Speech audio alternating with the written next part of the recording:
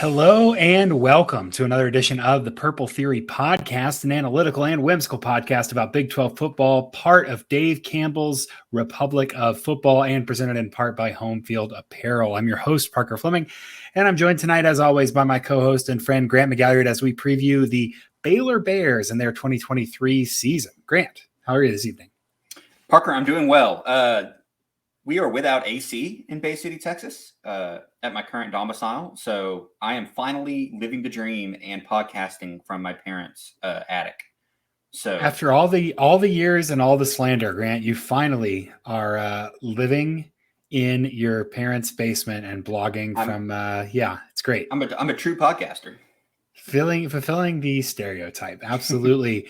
We're back here with a second episode this week. I was thinking about what kind of banter, but we talked on Tuesday and that just not that many things happened to me. And the second episode this week in a move that many people are calling unnecessary and too much and asking why. But here we are making our way through these previews school by school and get to talk a little bit about Baylor. I've always said assaulting listeners is the best way to go about it. So we're launching a full-fledged tank campaign across the Big 12 and our listeners' eardrums. So get ready. As the wise man said, beatings will continue until listener morale improves. So, a long way to go. Yeah. But Parker, way to go. Can I tell you something? Please do. I was about to beg you to have banter because I don't know. No, well, I was just going to say, do you know what's really good for improving listener morale? It's telling them about the amazing deals at homefieldapparel.com. Again, every time your home field lead-ins for me is like 50-50. Are we going to talk about Aaron Rodgers and ayahuasca? Or are we going to talk about home field? I don't know, man. You cannot buy ayahuasca at homefieldapparel.com, but they are your one-stop shop for the best collegiate shirts and hoodies and sweatshirts, and in some cases, joggers around. Baylor, you are on homefieldapparel.com. You actually have some really cool stuff on Home Field, by the way. Go take a look at it. It's awesome. A lot of throwback gear. Really, really cool designs. There's anything you want there. They're comfortable as all hell. Parker, as we get into the dog days of summer, you're going to want a light, breathable t-shirt. Home Field Apparel shirts are some of the most comfortable I have ever worn. I wore a Lucky Home Field shirt. I mentioned this at the Texas Tech podcast for TCU's entire run last year. Got me in the spirit for football.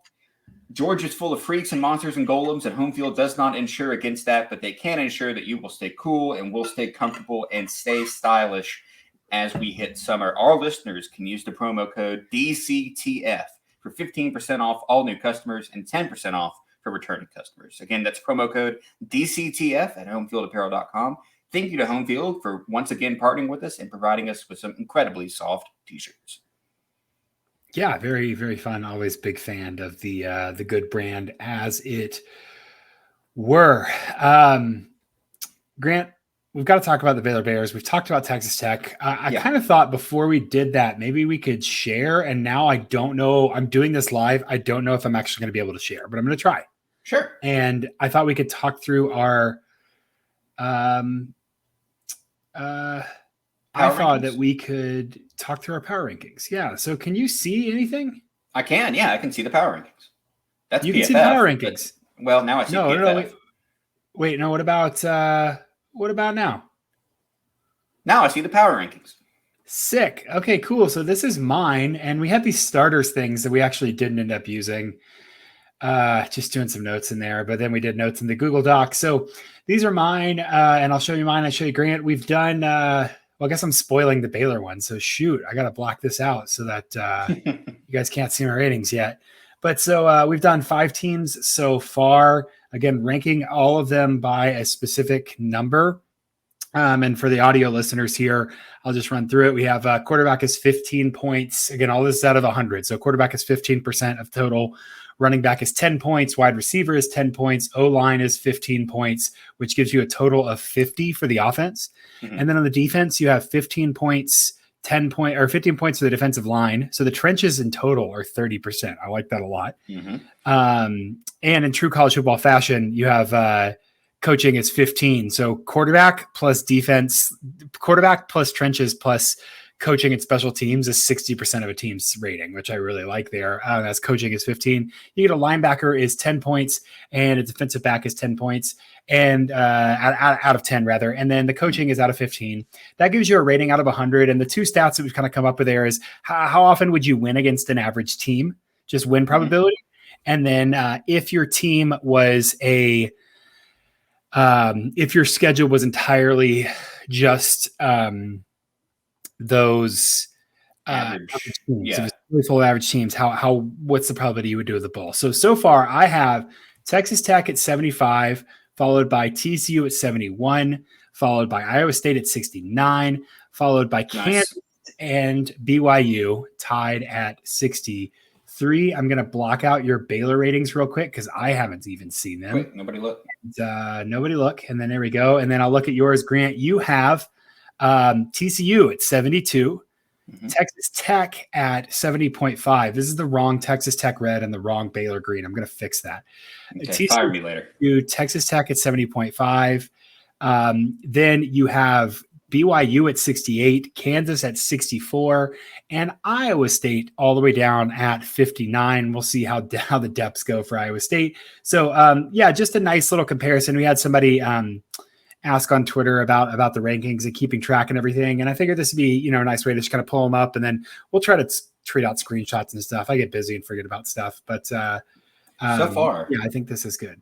So far, this might be kind of fun. What unit do we have as the best so far? Like I have Tyler Shuck and Texas Tech's quarterback room as the highest rated unit that we've evaluated so far at a 12 out of 15. Ooh. This is going to change for me tonight. I can almost guarantee it. I have Texas Tech's quarterback room as the highest overall out of 15, but then I did give TCU's wide receiver room a 10 out of 10. True. And so technically they would be the highest rated because that's 10 out of 10 for me. So I don't know where you I had TCU's linebackers and defensive backs at 9 out of 10. Yep. And so that would be the highest there, a 90. So not, again, interesting to look and kind of compare and not necessarily anything that's, groundbreaking or crazy, but a good way to kind of touch back on them. So tonight we're going to talk about Baylor. We're going to talk about the Bears and how they might rebound from what might have been seen as a pretty disappointing 2022. Grant, before we do that, let's just talk generally about the Dave Aranda experiment. Okay. We're in year 3 of Aranda. They went 2-7, they went 12-2, and they went 7-6. So that 12-2 year, I do believe they were 6-1 in one-score games. Mm-hmm. One of those being one of the most hilarious college football games of all time against TCU. Shout out. And it's not great. Aranda has not beaten TCU, I think is one thing that we can say just starting out there. And despite having the much better team in at least one of those teams, I think this is the year that we figure out, okay, is this ever going to work? Not that it hasn't worked, not that there hasn't been proof of concept post-COVID year, right? Had a team, got the right breaks, played disciplined football, and benefited from a down year from a lot of other teams in 2021, I think. He's on coordinator number 5 and 6 now. Yeah. They've flipped over offensive and defensive coordinator multiple times. Clearly he's willing to bring in guys who know football and talk and listen to them, but he's also very willing to part with them if he feels like it's not working out. It's interesting that the turnover has been so great under Aranda, who's been kind of championed for his even-handedness, his consistency, if you will. And I think that we are hovering around Aranda not having an identity as a leader of a program. And I think that's a problem at a place like Baylor. So I'll push back on that just a bit, where he brings in Jeff Grimes again for the second year coming back as offensive coordinator. And then was it second or third year for Jeff? Second, because year one was No, third. So year one was Larry Fedora in 2020. Oh God, I forgot about that. Larry concussions aren't real, Fedora. Okay. Well, allegedly. It's complicated. And then Grimes after the Zach Wilson season. Right. Grimes came in 2021. So this is year 3 for Grimes. It's year 3 for Grimes. And then Matt Pallage comes back as defensive coordinator, who was at Aranda for 2 years. And then went to be the co-DC at Oregon for a year. And then now he's back as the primary defensive coordinator for Aranda. So I agree, in titles, things may have changed around, but this is still a lot of the same personnel at the top that it has been for the last 2 or 3 years. Yeah, and we'll talk about the strong departure in Ron Roberts and what might be the issues there. But I think that Baylor is at a position right now under Aranda where their recruiting isn't, amazing. No. Not even by Baylor standards, I think is fair to say. Their recruiting is not amazing. And they, again, have shown similar to like peers like TCU and even Oklahoma State, hey, when the conference is having a down year and we're at the top of our development cycle, we can compete. But I think last year was a predictably down year. Their offensive line was good, but their skill positions kind of turned over. Mm-hmm. And perversely, they're going to do the same thing again this year. But the big deal last year, I think, was the defense was just not good in any way, shape, or form. And that's kind of really the unacceptable part, I think, for Baylor and why we saw a change at DC. So I don't know if the Aranda experiment is we're not at like Lord of the Rings.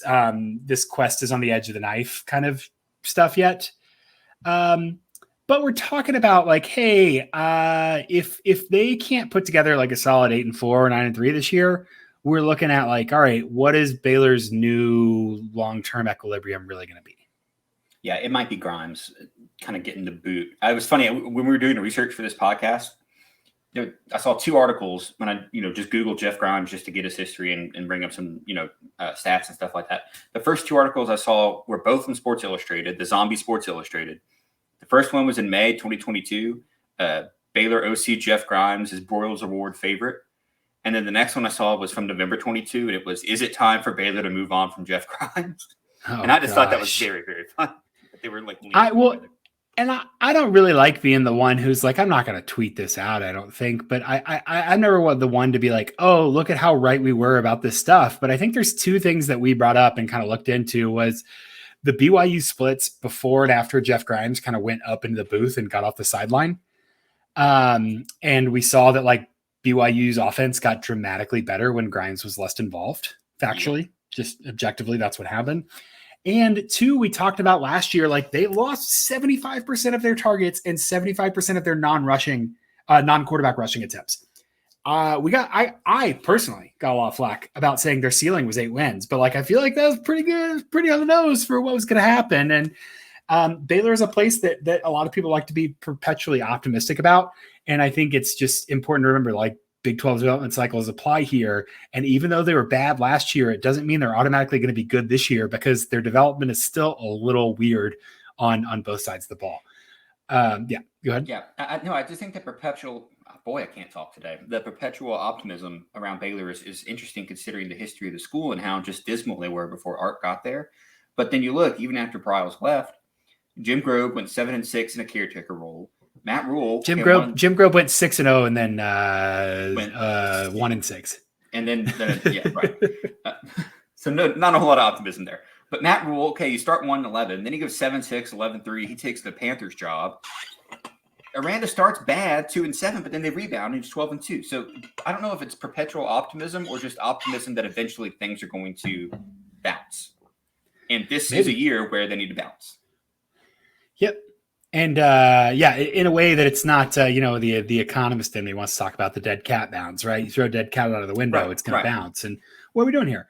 I don't think there's a dead cat by any stretch of imagination, but let's get into the specifics a little bit and talk a little bit about their season last year. They did not have what many people would call an excellent season. I think 6-7, got their absolute asses whooped against Service Academy in the freezing cold in TCU Stadium in the Armed Forces Bowl to cement the losing season. Really can't blame them for that. No one wanted to be there. I understand that totally. But they really did have a couple tough losses, 1, 2, 3 3-score losses. But Grant, I don't know if people have internalized, they played their last 3 regular season games against ranked teams. That was actually kind of a brutal slate, which will come in a little bit as we talk about the schedule this year. They had Kansas State, followed by TCU, followed by Texas. And the Kansas State game, they didn't compete. But the TCU game, I mean, we all saw what happened there. They very well could have won that game. And part of the reason I'm thinking about the Aranda experiment is they punted when they should have gone for it on 4th and 2, and they lost the game. They gave TCU a chance to win. And that to me is kind of, for what Aranda's reputation was, that felt like cracking in the moment, honestly. And a pretty big misstep. So we'll see how, that ripples through. But then Texas, they had a lead. They ran out of gas. I think they had a double-digit lead at one point. They lose 4 to end the season there. They were overall had 30.4 points per game, which is 9th in the new Big 12. They allowed 28.1 points per game, which was 1, 2, 3, 4, 5, 6, 7th in the Big 12. That point differential on the season was 2.72, which is 1, 2, 3, 4, 5, 6, 7, 8 in the Big 12. So again, very much like the last couple of teams we've looked at, very much in the middle there, just not really exceptional at one side of the ball and not really able to differentiate themselves out of the middle of the pack because of all, just because of some, what I think are substantial flaws. Yeah, and two, kind of like we talked about with Texas Tech, they're mediocre, right? They don't necessarily distinguish themselves, but you think, especially of Aranda, as, listen, they may stink on offense, but Aranda's a good defensive coach. And sure, I mean, there may be some coordinator issues aside, but the fact that they couldn't distinguish themselves even in a split between offense and defense on their own team is very interesting to me.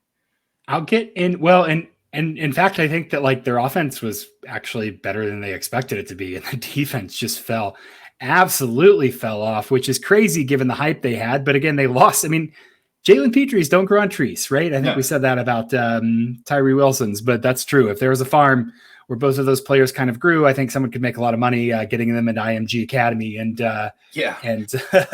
churning out 5 stars. But Baylor last year, 51st in EPA per play margin, but not the Baylor of Aranda that you think about. 43rd on offensive EPA per play, 85th on defensive EPA per play. Grant, net points per drive plus 0.17. That's 56th in the nation. 27 on offense, much better than last year, but 92nd on defense. Just an absolute kind of falling off on defense. I'm excited to hear your thoughts about the defensive side of the ball, but yes, very clearly not a typical Aranda team this season. That 3rd and 4th down success rate for defense, just to skip ahead a little bit, is frightening. 103rd in the nation in allowing 3rd and 4th down success. So yeah, not great. And I mean, we'll break down the specifics on both sides, but yeah, it's pretty rough.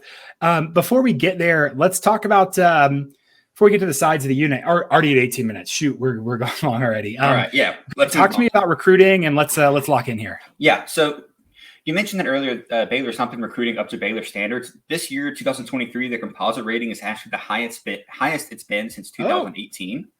I stand corrected. Now, there's not a lot of variance, right? 34th this year, 2 4-stars coming out of high school. 37th in 22, 41 in 2021, 49th in 2020, 35th in 2019, and 29th in 2018. That was a class with Jerry Bohannon and Tyquan Thornton and all those kind of guys that were big studs coming out of high school.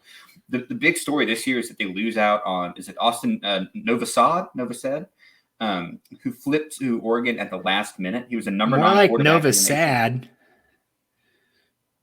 He was the number 9 quarterback in the nation coming out of Dripping Springs, Texas. This podcast is over. And so that was going to be a big QB get for Baylor, like looking on down the future. Now, they do bring in Sawyer Robertson from Mississippi State, who might compete with Blake Shapen for the job. We'll get to that as well. They bring in 3 4-stars, Dom Richardson, running back from Oklahoma State. Our listeners of the Purple Theory podcast will be familiar with his work. Clark Barrington, who was a 4-star interior offensive lineman from BYU, plus his 3-star tackle brother, Campbell Barrington. The Barrington brothers, live and in person. Brothers. And then Keatron Jackson, a 4-star transfer wide receiver from Arkansas. They lose, however, some key players. Al Walcott, who kind of played that star role that Petrie played, transferred to Arkansas. Micah Mazkua transferred to Florida, another 4-star transfer moving out. And then Squirrel Williams to Louisiana Tech. I'm just going to miss having him around in the backfield. he goes by Squirrel, and that's kind of fun. Yeah, I think Squirrel got a little dinged up, and Richard Reese kind of showed up, and it just really was like, frick, it's not a spot for you. So yeah, disappointing. But yeah, so a little bit of turnover, maybe some hope for some fresh meat on the offensive line that can kind of help things out. But yeah, they do turn over a lot here. So I am a little bit interested to see kind of how they can do that. If we're talking about 2023, we're talking about expectations.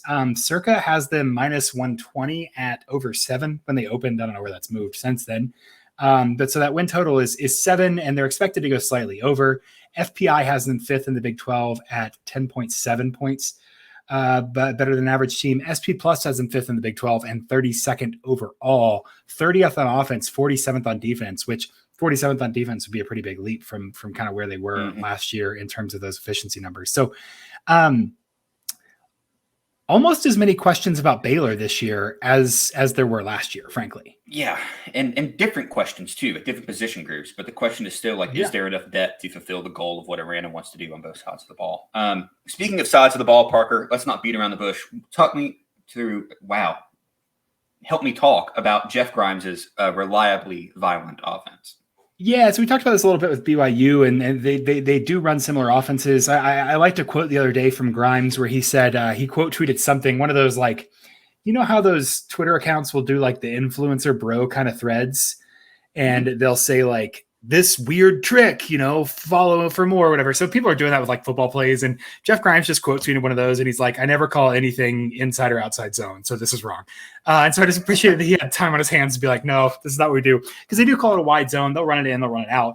But the general idea is they want to run if they can. We've seen multiple games where they were outmatched. One of their plans was, we can teach and install a very varied playbook. We can do a lot of different stuff. Let's throw the book at you if we're outmatched. But they very much do want to run the ball. If they can, they will run the ball. They were 100th in rush rate over expected last season, 5.2% percentage points more than the average team they were rushing. And so very, very want to be efficient, not super explosive, a little bit more successful than they were explosive, especially in the run game. That run game was 20th in success rate, 39th in EPA per rush. So they did not have as much of the consistency there. And then without Tyquan Thornton last year, that passing game, only 35th in passing success rate, 44th in EPA per pass. One thing to note about this offense is they really do want to set up the quarterback for success. I think they did a great job in 2021, kind of asking Jerry Bohannon to do what he could do well and not asking him to do things he couldn't do.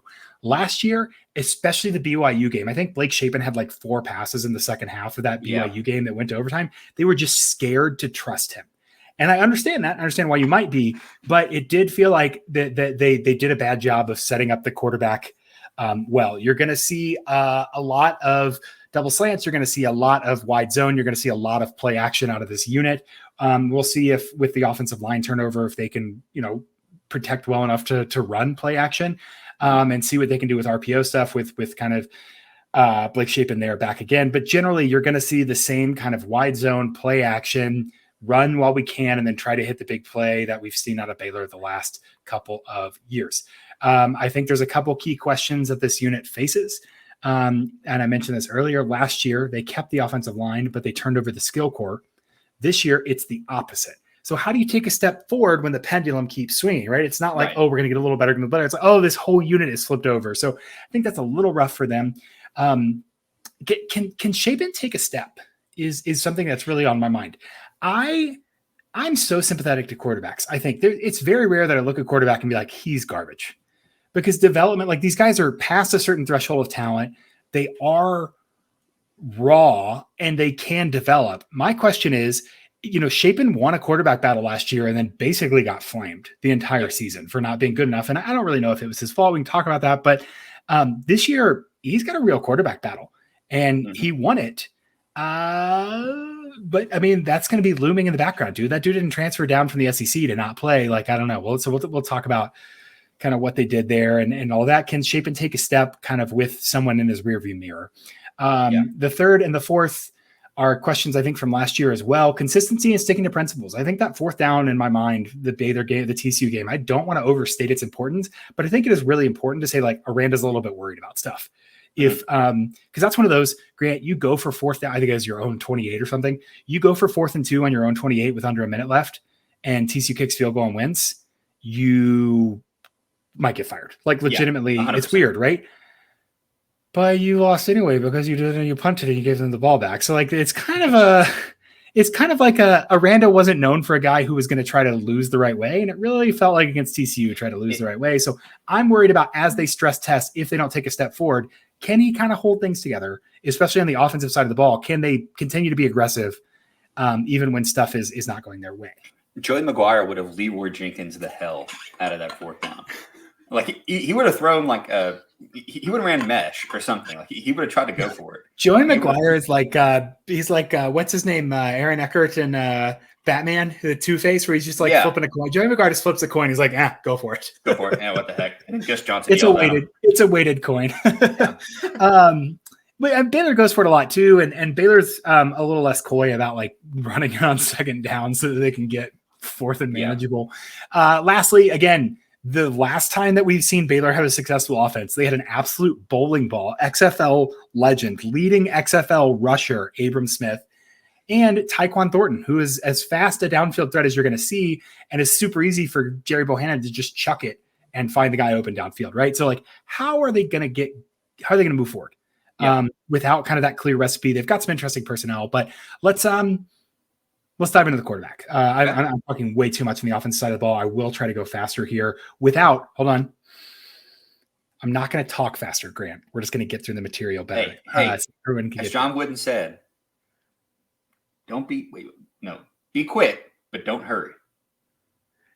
Yes, exactly. I'll keep it snappy. Right.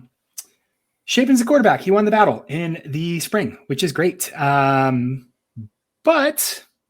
Sawyer Robinson right there behind him, 4-star recruit, very productive in pass-heavy situations, stays on top of the ball. This is a scouting report with mostly overhead delivery, drives the ball down the seams on throws to the middle of the field and on outs, really spins it, shows encouraging ball placement in tight windows, not a dual threat, but nimble enough to make the first wave miss. So I love that, what they're talking about him. I think they've got a good option. If we're looking at Shapen last year, I don't think he was as bad as he kind of got a reputation for. 79.6 passing grade. Average depth of target was 9. Adjusted completion percentage, 75. Baylor did have a bit of a drop problem that we'll talk about with the wide receivers.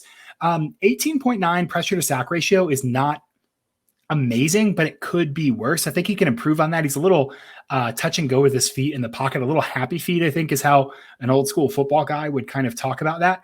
But his big time throw rate was 3.9. His turnover worthy play rate was 2.7. Too high, trying to force things. I have a note in here, Grant, that's like this is an office quote about a pop culture movie, but it's like he like curves the bullet like in Wanted. Like he legitimately had a throw at TCU where you could be like, oh, you just threw a curveball. Like you played baseball, I saw your wrist snap, and the ball legitimately like curved in.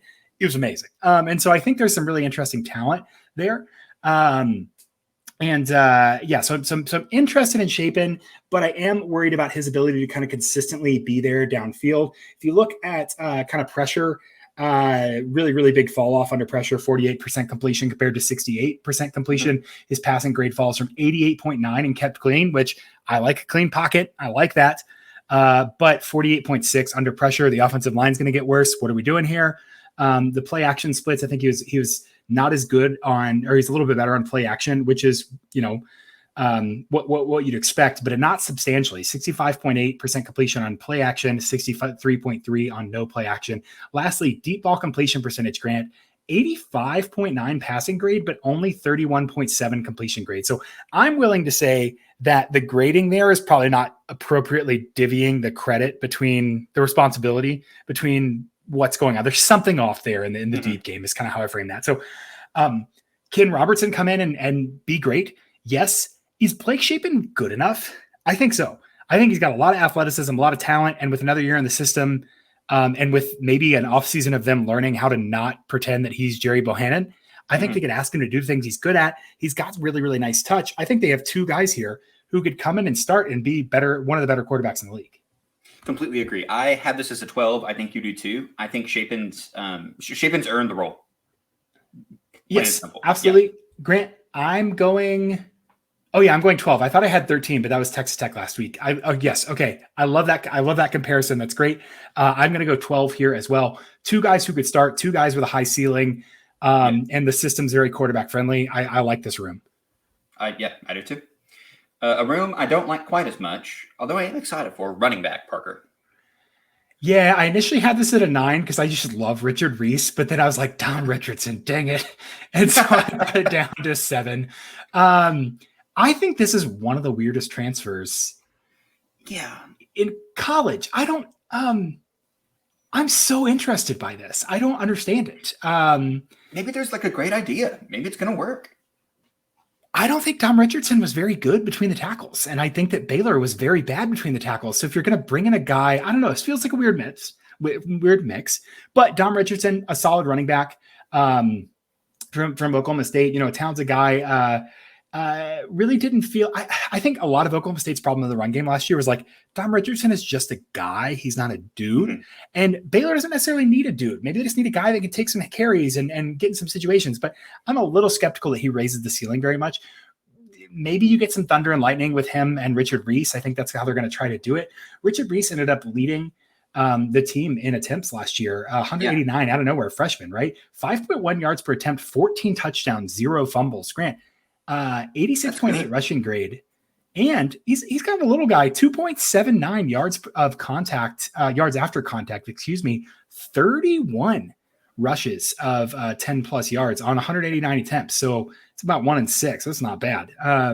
They do that right? Yeah, 1 in 6, 30 out of 180. Yeah.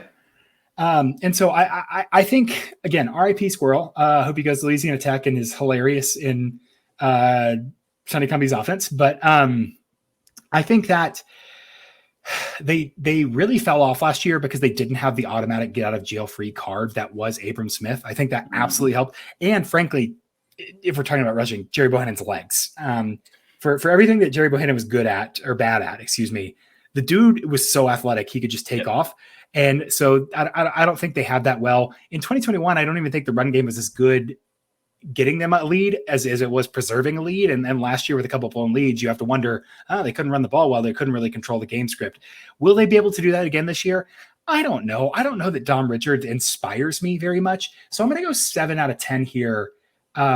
It's a fine room. It's not bad. I like Reese a lot. I would like to see Reese more involved in the pass game to make me, more confident about kind of the ceiling on this offense. Reese had, let me see, only 13 targets last season. Not great. Not a lot of yards, 84 total yards. So if they can get him a little more involved and maybe open things up a little bit, that's interesting. But just as a running back, I think he had, one or two good games and there's still a lot more to be seen from him. Yeah. Texas State, Kansas, Texas Tech, not exactly great rushing defenses that he was putting up numbers against. Yeah, I agree. Get him out in the swing, get him out in the flat, and just let Dom Richardson try to run people over down the middle, even though he wasn't all that good at doing that at Oklahoma State. I had this as a 7 out of 10 as well for Baylor in the running back room. How big is Dom Richardson? We're going to keep moving. I'm sorry. We're going to keep moving. No, see, I pictured him as a cannonball, but go ahead and I'll tell you. I'll find it on the 6'0", 210. Oh, he's small. Okay. Yep, he's not as big as I thought he was. Yeah. I'm right. I remember Oklahoma State last year. I was like, Dom, you're just not cutting well. Like I just didn't feel like he had a good flow. And it makes me worried because the wide zone, even if it's like inside, he's still got to go out and come back in. I don't know. This is a weird fit. Maybe he'll be great. And I'll eat my words. That's fine. But like, it's weird.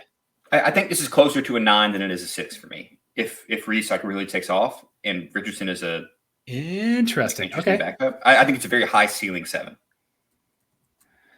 No, don't make the joke you want to make. Go ahead. She's like a 6 in New York, but she's a 7 in Scranton. Wide receiver unit. Mm-hmm. Don't hate it. Got some issues. Don't hate it. Gonna go ahead and say I have them at a solid 8 here. I think the biggest thing about this unit is that the drops last year were just like infuriating. Yeah, man. Gavin Holmes is gone, correct? Am I correct about that? Yes, you're correct. Gavin Holmes had like 2 of the most timely, annoying drops. Like I think Baylor would have won I had them higher in the power ratings in the record all last season because Gavin Holmes, super productive, 2.9 yards per route run on 34 targets, but the dude just felt like he just couldn't hold on the ball. Monterey Baldwin, 59.2 grade on drops. He was 2.62 yards per route run. Fast. Grant. Yeah. He's fast dude. He's real fast dude. And that's a nice counter. You've got Josh Cameron, who's pretty versatile. He had 38 targets last year, 1.76 yards per route run, but again, 60.7 drop. Excuse me, 60.7 drop grade. He was a little more versatile. So Monterey Baldwin was 86% in the slot. Josh Cameron was 84% out wide. Where things get interesting is then you also have Hal Presley, who younger guy, 51 targets and a 73% grade on drops, which is nice, but only 1.04 yards per route run, 95% out wide. So you kind of got these two out wide guys. But it's not obvious, who was kind of the number one option. I think they bring on Keytron Jackson from Arkansas, and he does offers a big body, 6'2", 210 to some of these faster guys, and maybe can kind of spread things out. I do wonder how much Baldwin, Cameron, and Presley benefited from Ben Sims and kind of the consistency of a tight end option. And I don't believe that Kelsey Johnson is a Ben Sims type. Right. I think he's a fine, but I think he's going to be more of a blocker. I think he's going to be less of a red zone pass threat. I mean, like Ben Sims touchdown overs last year it was like almost automatic he was going to score a touchdown, man, because just like you knew in the red zone they were going to go to him. Keytron Jackson, a big body guy, maybe he can take some of those. Maybe he can take some of those receptions, but no drops out of that side of the ball. Or for him there. And last season he was 84% in the wide, 13% in the slot. So like can move around a little bit. They have some weapons, but again, I think the ceiling here is a little low. It's just, I think people like to see fast dudes and think like, oh, they're going to be better. I don't know if fast means creating separation necessarily for this offense. Sure. I would compare this unit a little bit without recency bias to Texas Tech, like we talked about last week, in terms of, I don't know how like outstanding anyone is, but they have someone that can do everything. And also, they're just really fast. Downside is they probably drop the ball a little bit more than Tech. I had this as an 8. I had it as an 8 and just kept getting mad about Gavin Holmes. But I think no, I have this as an 8 too. I'm good. Yeah. I think I had it as a 9, and then I looked at really what it was is the loss of Sims, because I think I'm including him as a receiver here. He moves away, and I'm just like, I don't know, man. I don't know if they're going to have that kind of underneath red zone option, and that might help.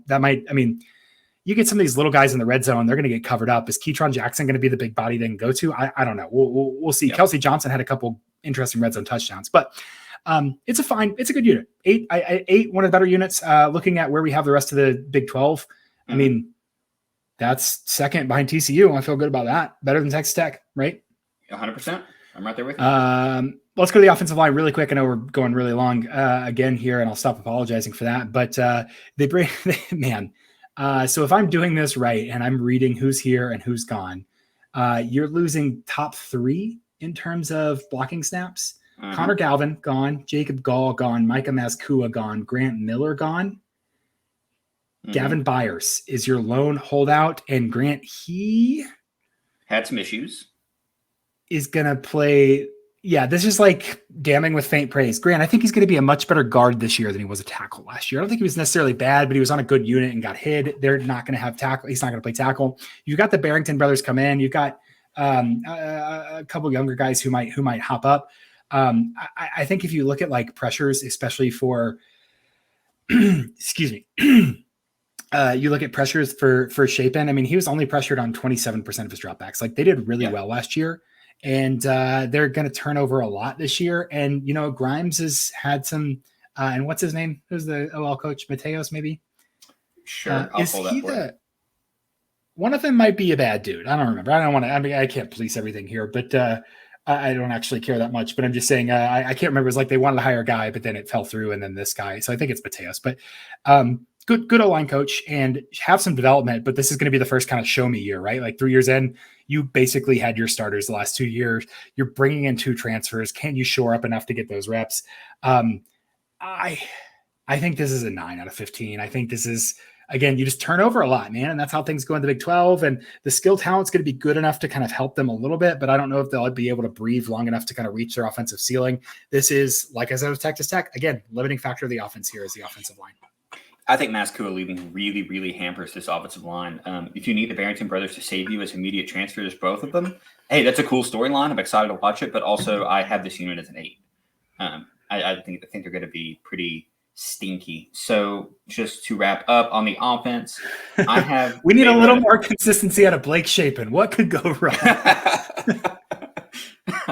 You have the Baylor Bears at a 36 out of 50 on offense. I have them as a 35 out of 50. That would put them 4th for me out of the 6 teams that we've rated. It would put them 4th for you as well, or tied for 3rd out of the. Tied with Kansas, which feels like a compliment after last year, but we'll see.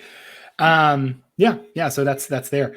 You want to take me to the defensive side of the ball? Yeah, we'll run through this pretty quick, and then we'll get to schedule predictions, and then we'll get you on your merry way for this Friday episode if you're listening to this on podcast. So, as I mentioned earlier, Matt Powledge, who also serves as safety coach, comes from Oregon, where he was co-defensive coordinator.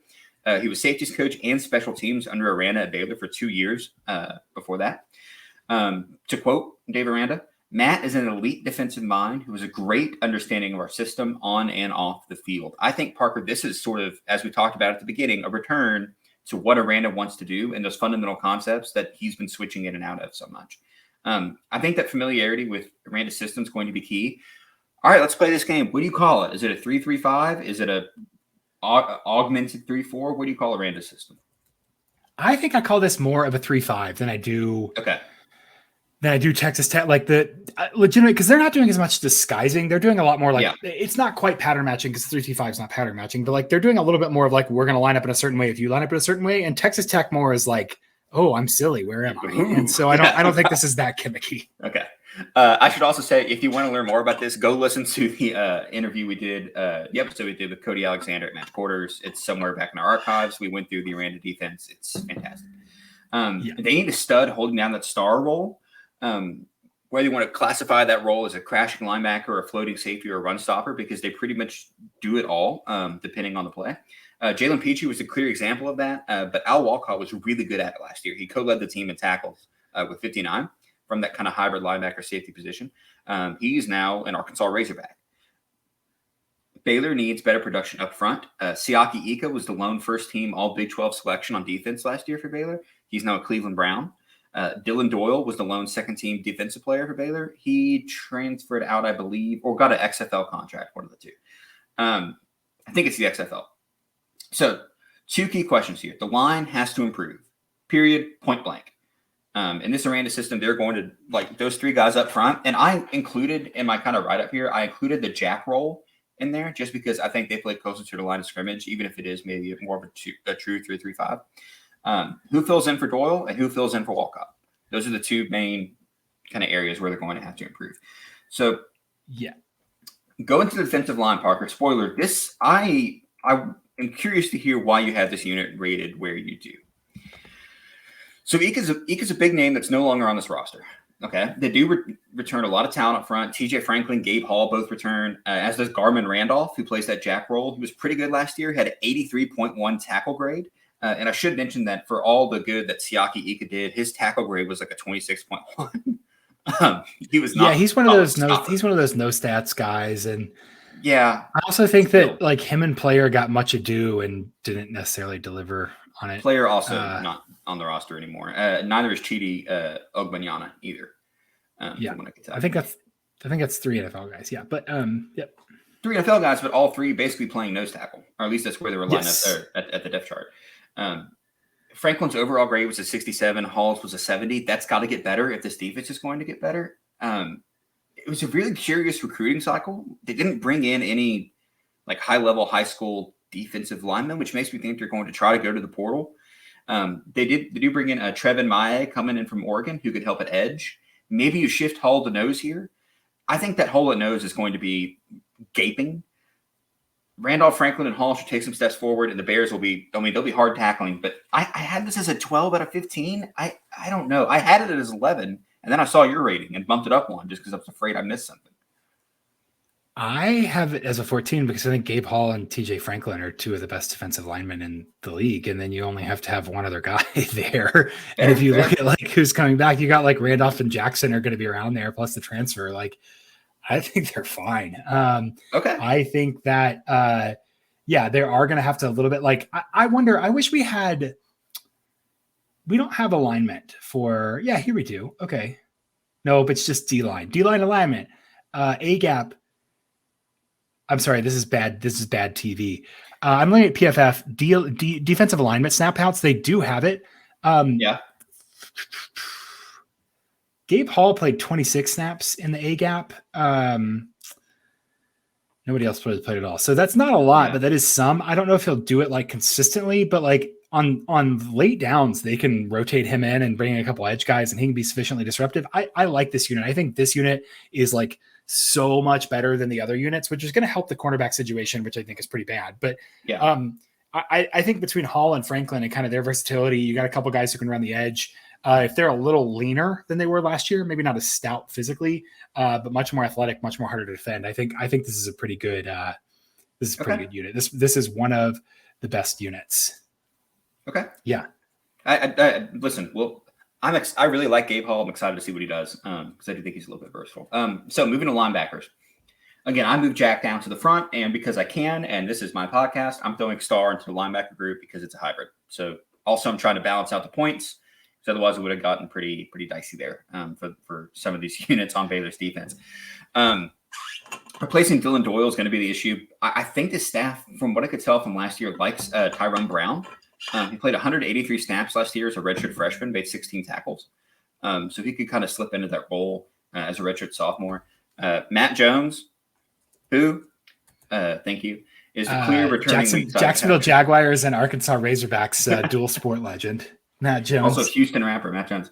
As the clear returning weak side backer, 534 snaps, 40 tackles. He's your starter there. Will Williams was a good rotation guy at 120 snaps last year. So I think you'll see some more of him on the defense. At star, Devin Neal had 358 snaps last year. And on the depth chart, he was listed behind Walcott. So I think he'll step into this role. Listen, Walcott had to follow Petrie. Let's see if Neal can follow Walcott and kind of keep that up. This is a solid, if unspectacular unit, but I like how Aranda's system uses guys kind of in that almost that kind of liminal space between the defensive secondary and up front, the middle of the field, but not the middle between the hashes, the 10 to 20 yard range. So I'm excited to watch it. I actually have this rated pretty decently at an 8 out of 10. I think that the turnover here is pretty substantial, and I think that last year they relied a lot on athleticism, and you combine that, like, you don't have Doyle and you don't have the system 100% down. I think there's going to be some issues here, so I'm slightly lower. I totally lost my sheet there to make sure. Yep, I have a 7, so not terrible, but I would say I'm closer to a 6 than an 8, kind of to steal your language from earlier. Okay. And then we move to defensive backs, which, let's see. Devin Lemire played 756 snaps at safety as a redshirt freshman. We'll go ahead and plug him right in there. But after that, it gets thin. Mike Harris kind of filled the role left by Christian Morgan and Devin Neal. These are all question marks because, at corner, Lorando Johnson transferred to Arkansas and Mark Milton graduated. Not good. A.J. McCarty was the third guy. Maybe you bring in Isaiah Dunson, who transferred in from Miami. He was a 4-star out of high school. I believe A.J. McCarty just transferred, like, very recently. Oh, did he? My apologies, folks. We're just now getting word of this. Yep, 100%, 100%. Yeah, June 12th. So like last week. Yeah, not very, very, very, very recent. Yeah, and it's not in the portal. Like, he'd have to get a waiver to play this fall, so it's not as newsy. So yeah, I'm kind of on the radar. But I'm glad I honestly shout out to I think Adam Lunt in the DMs and I were talking. I think Adam and Ian Boyd and I were talking about that, and that's the reason I knew about it. So, their defensive backs are bad. They were bad, and they lost a couple guys who were bad, and they're going to try and refill them with new ones. And guess what? Dave Aranda asks a lot of his defensive backs, and it'll be tough. Okay, I bumped him down on the A.J. McCarty news. Thank you, Parker, for breaking that for me. Yeah. Do we agree now at 6? Yes, we agree now at 6. Yeah. Just saying, Isaiah Dunson transfers from Miami. He was a 4-star out of high school, and a Johnny Carter comes in from Utah State. Are the 2 transfer quarterbacks that they brought in. I do like a transfer up. I'm interested in that. Yeah, interesting. So but we'll see. So you have them at a 6. What does that put your defensive total there? I'm updating the sheet here. It puts me at a 24 for the Baylor Bears. Dang. I'm at 27, which is second highest in the conference so far, which is I didn't update the sheet for my defensive lineman. I updated him to a 12. So 26. You was a 27. Okay. This does put Baylor. Okay, so coaching and special teams, I have a 13. Same. So this puts Baylor at 76, the highest rated team we've had so far, which kind of goes with my priors. I think I released a power rating where I had them 4th in the league, like in January or something. So yeah, that makes sense, but that does make me a little nervous. They're 1 point better than Texas Tech, 5 points better than TCU. But I don't think this is where like the empirics and priors are getting together. Cause like, I don't think I would take them -4 against TCU at home or something. Yeah, I don't know. Yeah, I have Baylor at 74. Again, that's the highest in the Big 12 so far. As I lose my voice, TCU at a 72 and Texas Tech at a 70.5. I think because this scale is so heavily weighted on offense, that makes sense. Even with the qualms up front, sort of those qualms on the back end of the defense probably don't get built into the overall score, and it's designed that way. So I think we just spent 7 minutes talking about how much Baylor's going to struggle on the back end, and then also it doesn't matter because they have so much talent on the offensive end. So we'll see. Yeah, and I guess if you told me blind, returning quarterback, super fast wide receivers, pretty great defensive linemen, and a good coach, I'd be like, yeah, they're gonna step up. So interesting. Let's see how the schedule kind of goes out. Yeah. All right. So you start with 4 home games in a row, hosting the Texas State Bobcats. I'll call it and a little different. I'll say a little different. What Baylor normally did, in the past, was just play awful opponents and beat the ever-loving heck out of them and try to ramp up. And last year with BYU, but this year with Utah, they're playing a real-life football game in the non-con, which is not what they have done historically. So be interesting to see the ripple effects of that. They're going to beat Texas State, even though I love a Texas State over. I do love a Texas State over. Bobcats. Taking a loss at Utah. Against it's home versus Utah, right? Yes, but I don't care. I still going to go loss. It's going to go loss. Yeah. Never schedule Utah in the non-con unless you're Bama or something. Just don't bother. Dude, Utah's been super ambitious though. They're playing Baylor and Florida. I know. Yeah. It's gonna be hot for Utah. Okay, Long Island win. Yeah, go Sharks, but win. Okay. Did TCU play them? They played some other kind of big school. Long Island was West Virginia played Long Island, I think, and we talked about them being the Sharks. And then Long Island does baseball every year, and I think they were in the NCAA basketball tournament recently. Okay, I know LIU Brooklyn is the Blackbirds. That's neither here nor there. Home for Texas, I have this as a loss for Baylor. Loss, which would be 2 home losses to start the season. Woof. Yeah, but when you put it that way, at UCF, I'm going to give them a bounce back here. I think this is a win. I think I'm going to lean loss. I refuse to pick the same game wrong in back-to-back, or pick it 2 different ways in back-to-back weeks. So I'm pulling up my prediction from Tech last week. Well, just look at your rating compared to. Well, I guess your rating for being. Yeah. So it's yeah. Let's see. I picked Texas Tech to lose to Baylor, and I'm still going to do that. Then I'm going to say win. So. I'm going to say win slightly, 76-75. I don't know did you look at what I said last week? We both picked Baylor to win this game. Yeah. Okay, good. Then a bye, and then this lines up really well, man. A bye before the vaunted Cincy matchup. The travel to the Nasty Natty. Golly, since I did VSiN podcast with Tim Miller last week to talk about the Big 12. And he was like, let's cover every team. And at one point I was like, dude, we don't have to cover Cincinnati. You've heard me say that everyone is going to beat them, auto win every game. Baylor's going to beat Cincinnati on the road. Absolutely. All righty. I agree with that as well. Iowa State at home. I think this is a win for Baylor. Yep. Win for Baylor. Houston at home. I think this is going to be really interesting, but a win for Baylor all the same. Unless Dana I think I'm going to say win. I think I'm going to win. That's 6-3. Yep. At Kansas State, loss. We got to go 2 out of 3 against Kansas State at Kansas State at TCU and West Virginia at home to get the over here. Woof, we're sweating it. Going to call that a loss at Kansas State. At TCU, listen, until they prove me wrong, loss. I got to call. I think I got to call it a loss. This is where I'm going against my numbers a little bit, and maybe we'll revise these again for the season. I have TCU at 71, Baylor at a 76. So with home field advantage of 2.5, this should like technically be a Baylor favored game. But I'm going to go recent history, and it's late in the season, and they played Kansas State last week, so I'm going to go loss, even though it's against my numbers. Yeah. So I have them at 8 wins. You have them at 7. 8-4 and 7-5. Oh, and I said I like the over. Okay, so let me think about this for a second. Okay, so you've got to beat UCF one of you've got to beat one of UCF, who I think you'd beat at home, Kansas State, TCU. You just got to go 1 and 2 against those.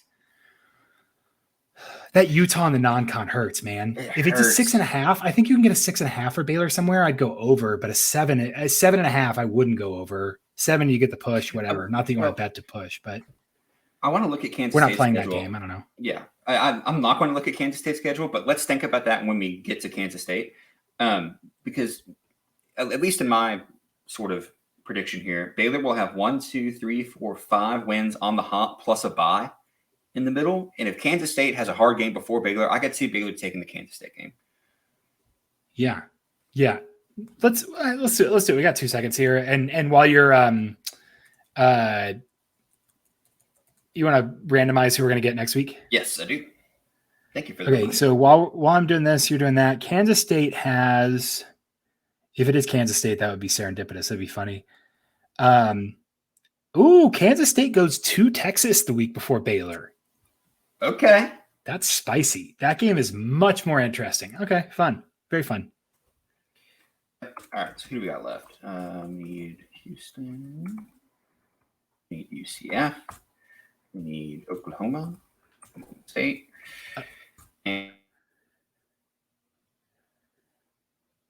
oh, no, we did the whole podcast without losing you, and I think I lost you.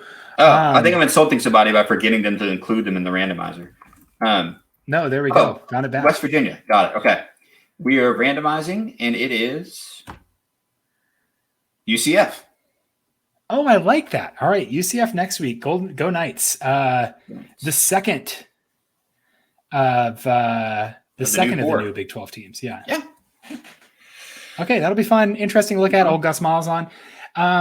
This is great, Grant. This has been the Purple Theory podcast presented to you by Dave Campbell's Republic of Football and part of Dave Campbell's Republic of Football and presented in part by Home Field Apparel. You can check that out with a code at homefield.com, DCTF. Make sure you check that out. Make sure you follow Grant on Twitter, spelled like it sounds, with all those vowels, at Grant McGalliard. And I'm, of course, Stats of War on Twitter. Be well. We'll catch you next time as we're talking about the UCF Knights.